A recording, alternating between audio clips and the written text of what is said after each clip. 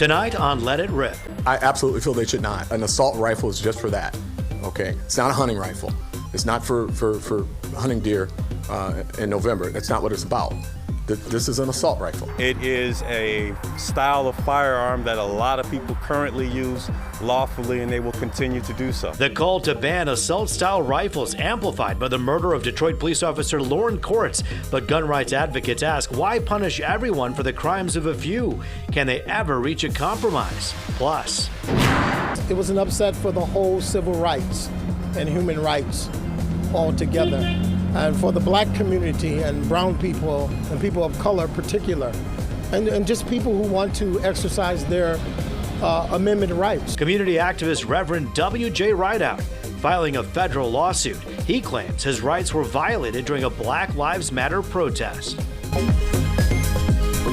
And welcome to Let It Rip. He claims he was wrongfully arrested for protesting back in 2020. And now a local reverend is suing the Shelby Township Police Department and the Macomb County Prosecutor Pete Lucido. Joining us tonight, attorney Todd Perkins, who's representing Pete Lucido, the of course, prosecutor, and Reverend W.J. Rideout, who's suing Lucido and Shelby Township Police Chief Robert Chalide for racial discrimination. As always, legal analyst and anchor Charlie Langton, a man who doesn't get a lick of sleep, but always filled with energy. Of course, co-host of Let It Rip. Good to see you, Charlie, as usual. Let's begin with Reverend Rideout and talk about what is behind this lawsuit. For those who didn't follow the news of the day, what are you alleging here? The fact is that my amendments and my constitutional rights were violated. What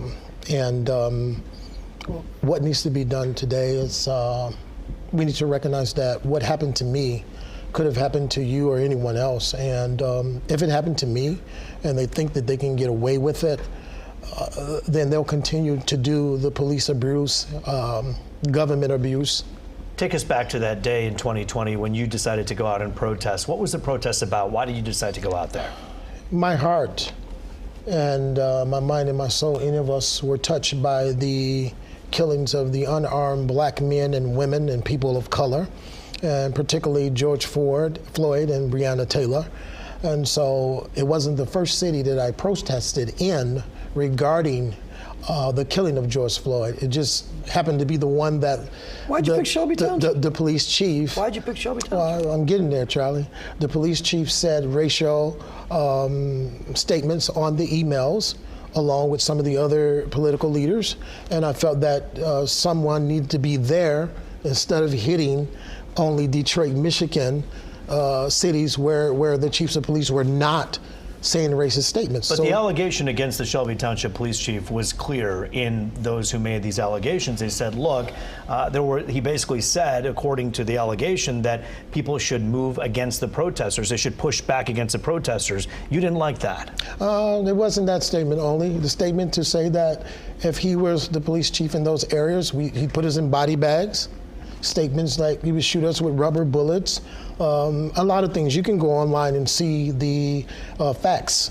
These are not gossip and rumors. These are facts. So the things that he said from the point of being a police chief, he had in his time in history to make a wise decision that could have changed everything there by being the police chief, but he chose not to. He chose to stand with the wrong side and say whatever. You were arrested and then charged for being present and protesting at that particular place. That's really where the onus of this lawsuit stands, is wait, this was unlawful that you were arrested, right? Absolutely. It was bogus charges that they put on me and held over me, over my family, my church, my peers, and all the other pastors that are connected to me. You know, people seeing that I'm getting arrested like I'm going out being a nuisance instead of a help and a voice to the voiceless, when in fact, all I ever do is try to bring justice to an injustice situation. Todd Perkins, when you hear these allegations against your client, Macomb County Prosecutor Pete Lucido, any meat to this? Well, let me say this first and foremost. In my history of knowing Pete Lucido, I know of him to be very conscientious of race, to be very desirous to have diversity. you have a Macomb County Prosecutor's Office within 18 months of him being there is seeing some of the greatest diversity and diversity and power being gifted, or not necessarily gifted, but given to African Americans in positions that make decisions. And they earned it. And they earned it. There's no question about it. Why then should he arrest someone who's protesting peacefully at a place that was meant for a protest? Let's break that down mechanically, what you just said. You said that he made an arrest. That's not true. He is the prosecutor who, number one, let's get this right.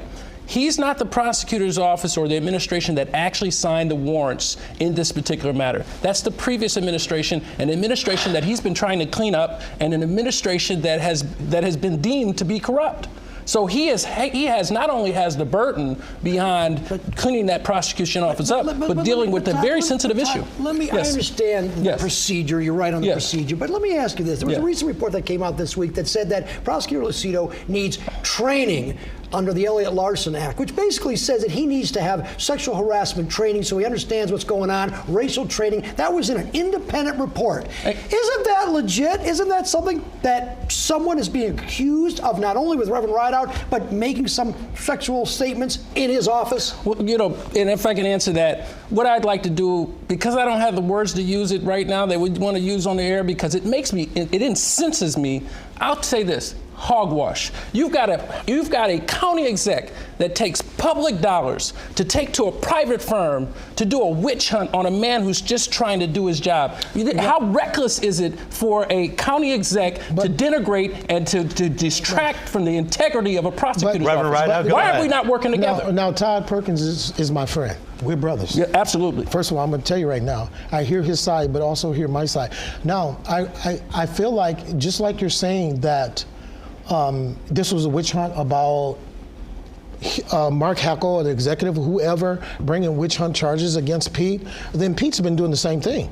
They both, I mean, if you want to say that. I disagree. No, hold on. Pete won in the Court of Appeals, though. Okay, but listen, let me say this. But let me say this. For him to come out and to say just recently about one of my officers who were killed, you're trying to blame Mark Hackle because of the warrant. All you had to do was sign it. Maybe this young man wouldn't have been on the street to kill a Detroit cop.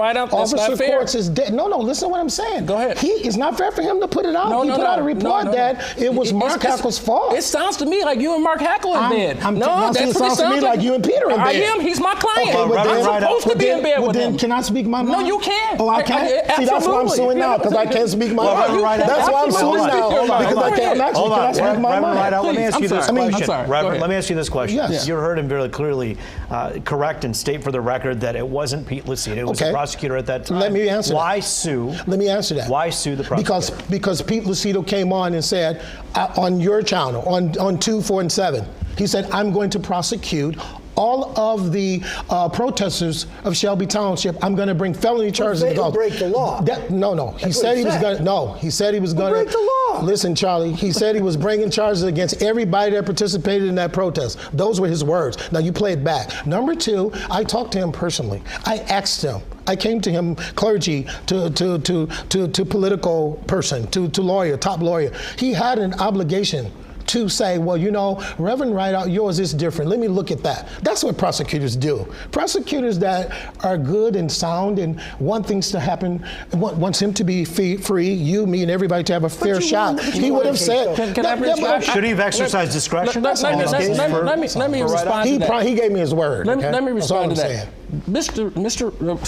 Reverend Rideout, throughout this process, has been represented. Do you think that there would be some reckless disregard for that attorney-client relationship for Mr. Lucido to come to Reverend Rideout and say, listen, what I do believe happened is that, as Reverend Rideout has said, they saw each other at Chief Craig's retirement party. And they shook hands. And he promised me there. What he indicated, and what he has indicated is there's a process that's in place. Even before I represented Mr. Lucido, there's a process in place in which your lawyer has to file for a deviation. So for him to step outside the boundaries of the protocols that are in place, can I ask a question about that? Would give some form of impropriety, though. Can I ask a question about that? So it's okay for him to hurry up and push a warrant for abortion things and everything else. It's okay for him to try to get tax dollars to get him other prosecutors in the office to run his agenda, but it's not okay for you to look at a man who was out there protesting, rallying, and demonstrating in peace, working with the police department. Todd Perkins, Reverend Rideout, I got to tell you, we are out of time, and I know this discussion deserves more time. We look forward to obviously revisiting this as this develops. We thank you for your time, Mr. Perkins, also Reverend Rideout, for joining us today. When we come back, we're going to be talking about the recent murder of a Detroit police officer and what can be done to keep guns out of the wrong hands. That's when we come back. Welcome back to Let It Rip. We're joined by Bill Cusick, owner of Action Impact Firearms and Training, Angela Rogansey, a Warren City Council member who's also running for Congress in Michigan's 10th District, Rick Ector, a local firearm instructor and gun rights advocate, Steve Dolan, retired Assistant Chief of the Detroit Police Department, and of course, Fox 2's own Charlie Langton. And we're talking about gun control in the aftermath of Detroit Police Officer Loren Courts being killed in the line of duty last week, and what can be done to stem the tide of guns flooding the streets. That's the unfortunate question that we're left facing, it seems, in this country on a weekly basis. But here we are again talking about it, this time at the hands of a guy who obviously was, it seemed by many people's accounts, suicidal, opened fire with a weapon that was bought at your place. You did something right away. And I want you to talk about that, Bill. What did you do right away when you heard what happened? Well, you know, obviously I was immediately concerned that perhaps that firearm came from one of my stores, and I kind of do that on a daily basis. So immediately contacted my staff, and we had everything waiting for the ATF and Detroit Police Department when they arrived at the store. They'll learn that through what's called a trace request. So when the firearm is found at a crime scene or used in a crime, and they run the serial number, it'll ultimately be traced back to our stores, and I can account for every gun I've ever had there. You know that obviously this was what's known as a straw purchase, a purchase in which someone went in, bought the gun for someone who otherwise couldn't have the gun. Does it concern you that it's so easy in so many ways to slip through the cracks the way it was? Well, it's not quite as easy as you might make it sound. It was easy for this guy, though. Well, right?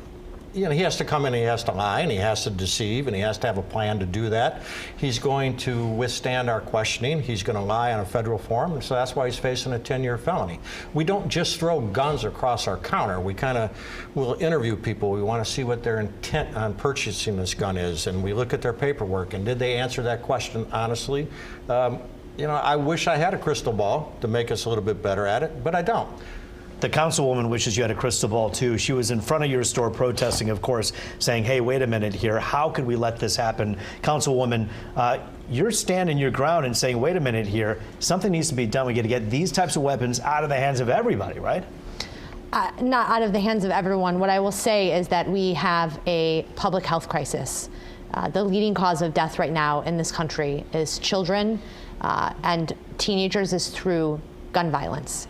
And we have a major problem in which I do not have a crystal ball either in solving the problem, but we have to at some point say enough is enough, and we have to figure out ways as elected officials and as community leaders to ensure that more folks are safe and feel safe going into their grocery store, into their school, into their communities without fear of being shot. And but by protesting in front of his store, what was the ask? What did you want to come from that? The ask is that we make some changes as both elected officials and as a community, that we, while this gentleman purchased his gun legally, that we have to be doing something more to ensure that guns do not get into the hands of folks that don't necessarily need to have them and that are going to kill people. You don't think that the gun store did anything wrong, did you? The gun store followed to my knowledge, followed the laws. What I think we need to be doing is looking at the laws to see what changes can we be making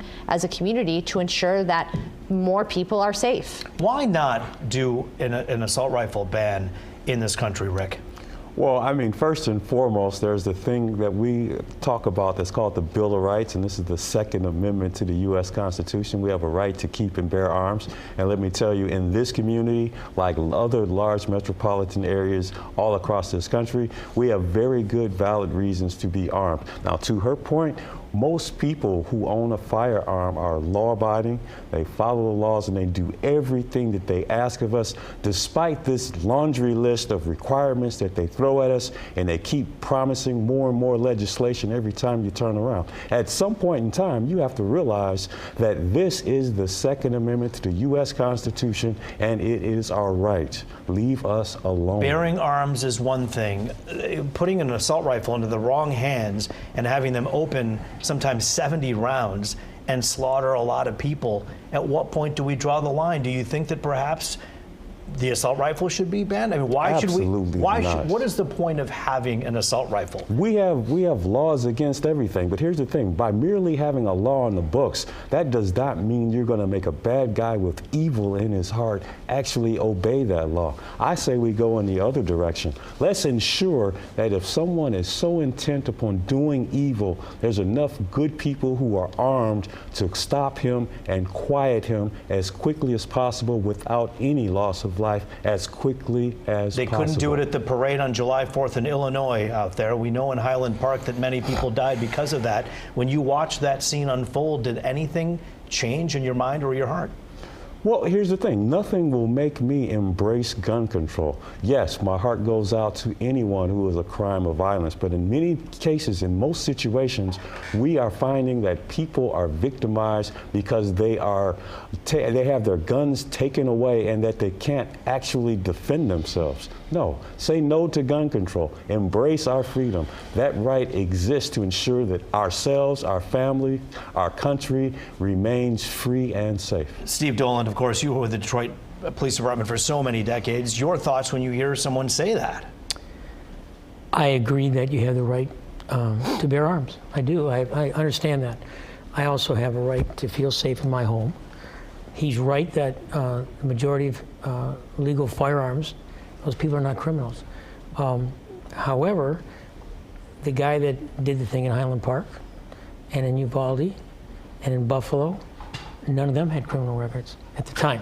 And the one constant is they're all men, and I think the majority of them are white. That's the one constant. And the fact that they all had mental issues. We did nothing about it. He's right as far as we need to protect ourselves. The assault rifle in major metropolitan areas is used as a hunting rifle for humans. And you don't like guns on the streets like assault weapons, do you? Come on, you're a cop. Well, you shouldn't be more armed than I am. Am I a big fan of assault rifles? Say it. Just say it. What? What do you want me to say? Okay, I don't want to ban assault. No, I don't want to ban assault rifles. Thank you. Okay, slow down. But you don't want them on the streets, though. Say it. What do you want to happen with assault rifles? I want the freaking judges to enforce the law. This is what ticks me off, real quick.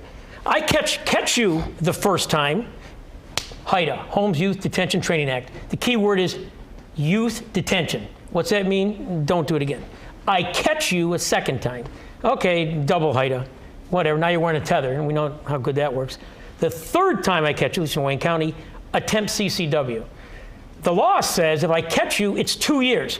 If I catch you. So the first time I catch you, you probably had a gun a couple times. Second time, So by the time I finally do get any teeth in, they go, oh, you can't, prisons are overcrowded, COVID. Then don't commit a gun crime and you won't go to prison. Sorry, I'm just pissed off. Can I say that? Yeah. I'm pissed off. It's all right.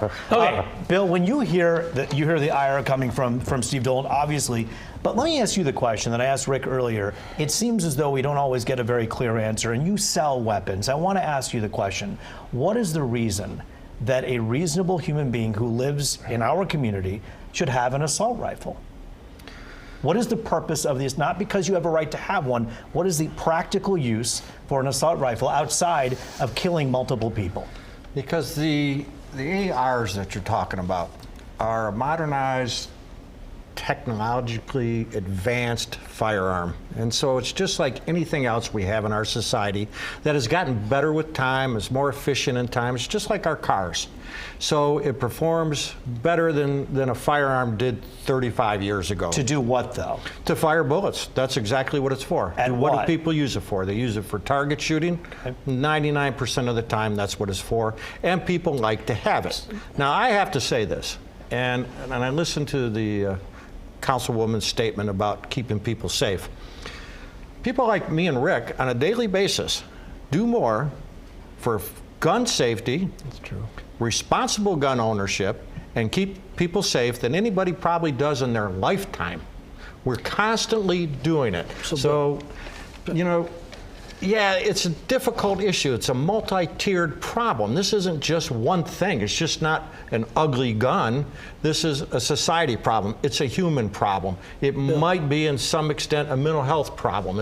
It's a cultural problem. But it's not a gun problem in your mind. No, I don't think that it is, because you say, well, it didn't stop anything in Highland Park, Illinois. No, but maybe it does on a daily basis. Maybe it stops more of it, because I think humans are inherently violent. But Bill, why don't we just, if you say 99% of people use these assault type weapons on the gun range, why don't we limit it to that? You can have a gun, an assault weapon, and your gun range at a house. What is kind of limited to that? Those are the two main places where you really want protection, and you have your guidance at your gun store. And but on the streets, cops don't like that. It is limited to your home and to the range. People can be attacked outside of the home. Of course they can. We have a law against murder. And you should be able to protect yourself wherever you have a legal right to be. Gun control. No, there's no such thing as reasonable gun control. It does not exist. You shoot it at the range for practice, and you keep it at your house for safety. What's wrong with that? Councilwoman, there's nothing unsafe with me carrying a gun on the street. Rick say he's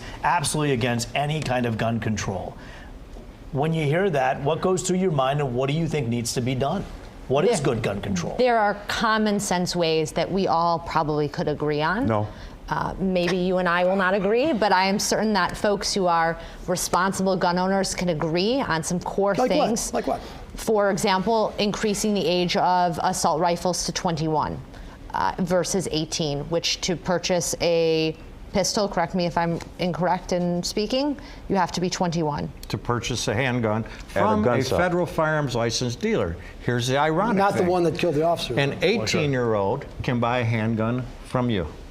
So again, so the laws need to be changed to increase. These are children. I need to emphasize that we are talking about 3 families who have been destroyed, and families across this country who have experienced loss that a lot of us don't know about. And so what we need to be focusing on are what are the things in which we can be doing that we agree on to move the needle forward. Steve, when you hear this conversation, you hear about the age being raised as a proposal. Is that something you think would help? You've been on the streets for many years. How many of those people that had these types of weapons were below the age of 21? Quite a few.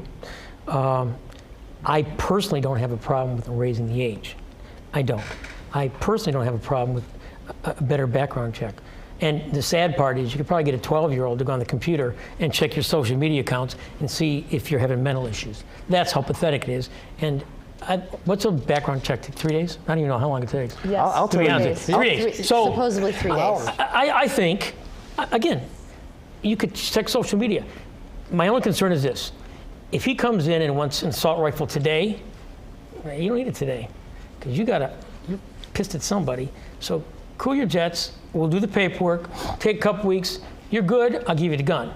But if you're hell bent on getting that gun today, that's because you're after somebody. That's just me. No, not necessarily. Well, with Rick, domestic violence being a huge we're going to have to problem leave in it our there society, only because we know that even if we open up the next part of this discussion, it will lead to yet more questions. And this is complicated. I think everyone here would agree with that. This is a very complicated issue, one that we continue to, of course, revisit, hopefully not because of another shooting, however, which way you blame the shooting on. But we thank you, our panel, for joining us today. When we come back, we're going to actually come back and have a look at some final thoughts. My final thoughts with our panel. We'll start with Steve.